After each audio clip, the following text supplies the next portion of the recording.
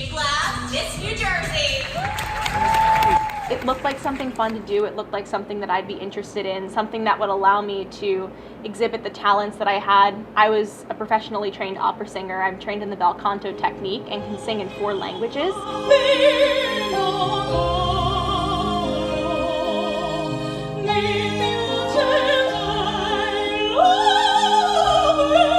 I just figured, what better way to earn college money, get to exhibit this talent, get to refine my speaking skills, and just meet a lot of people that were very like-minded. And that was pageantry for me.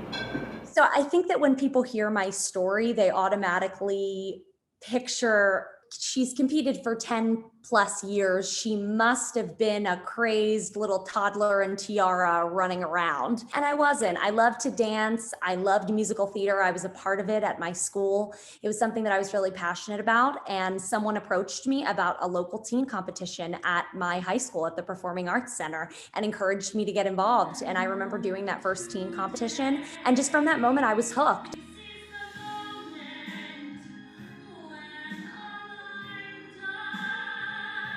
And I kept competing until I got myself to Miss New Jersey's Outstanding Teen and was lucky enough to win. So it really wasn't something I had ever planned for myself. I just wanted an outlet and a stage to perform and share my passion for music. And then that really just developed and blossomed into more than I could have ever expected.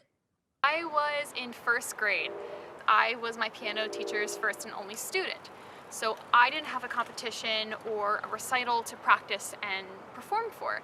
So I didn't end up practicing. So somebody told my mom, oh, put her in a pageant with talent and she'll practice maybe, get her a dress, and I was sold.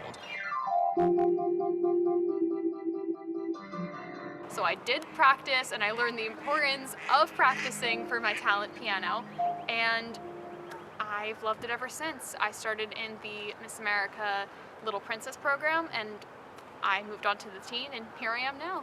The 4 points of the crown are style, service, scholarship, and success. But if I had to pick a 5th point of the crown, I would definitely say sisterhood, because we're a women's empowerment organization. We're all about supporting others, and the phenomenal women that I've met within the Miss America organization, whether they be the state sisters that I competed with at the state competition or Miss America itself, I've been able to meet so many phenomenal women, and they inspire me every day. My platform is Healthy Children, Strong America, which is basically a social impact initiative aimed at instilling healthy habits in America's youth. I partnered with RWJ Barnabas Health and their Wellness on Wheels initiative, and I was actually able to visit dozens of school districts and connect with thousands of students across the state of New Jersey. My social impact initiative is Make-A-Wish. And for those who aren't familiar with the organization, Make-A-Wish grants wishes to children with life-threatening illnesses. And my brother is one of those kids. 8 years ago, he had a wish experience with Make-A-Wish New Jersey, our local chapter. And ever since then, I've been in love with the organization, and I've made it my personal life mission to keep fundraising and promoting that mission.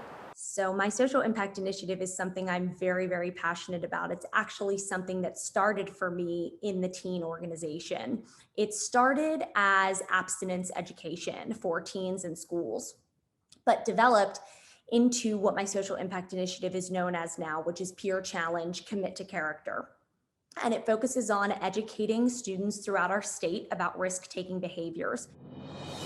We have a winner. Moments ago at the Resort Casino Hotel in Atlantic City, Jade Glab was crowned as the new 2019 Miss New Jersey, representing Central Jersey beaches.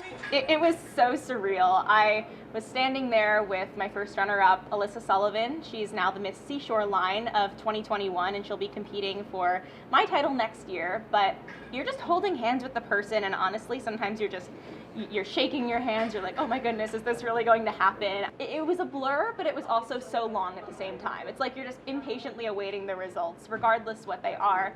Going into Saturday night, I did not know what to expect, but I was excited. And then we're out there and they call my name for the top 5. And I just was like, this isn't happening. I mean, I was crying, and there was not a fake cry. Like, I was in complete and utter shock when we were brought back out and they started calling the runners up, and I didn't hear my name for 4th runner up or 3rd or 2nd.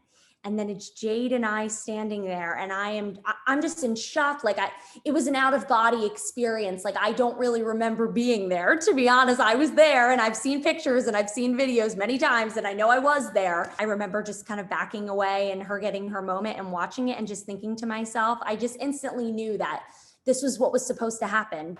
At the end of the day, regardless if you receive the crown or not, or the title, you have to realize it's more than, just the crown and the sash. It's being able to hold that job. And the most important thing is that if you were as true to yourself as possible, then that's all that really should matter. I think the biggest failure that I most cherish is not making the top 7 at Miss America. And I can see why from a personal branding perspective, and that's okay.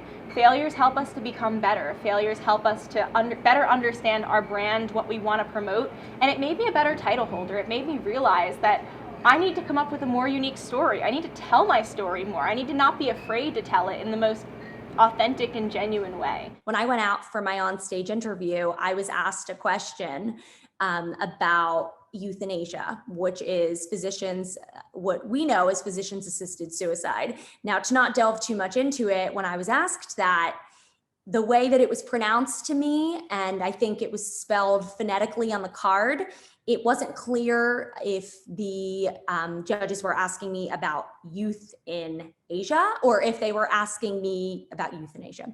So in my mind, in that moment, I was not sure which direction they were going. And I just said I would have to get more information, and I would be glad to, speak with them about it when I knew.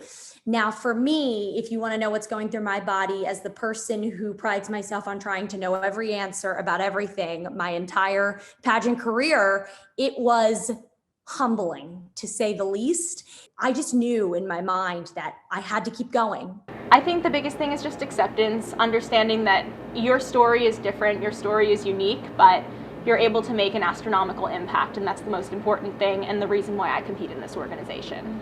I mean, of course, the glitz and the glamour are what's fun and all, but there is so much hard work that goes behind it for each phase of competition, preparing for them, and also throughout your year of service is equally as important for preparing and promoting your social impact initiative and promoting Miss America's Outstanding Teen Organization.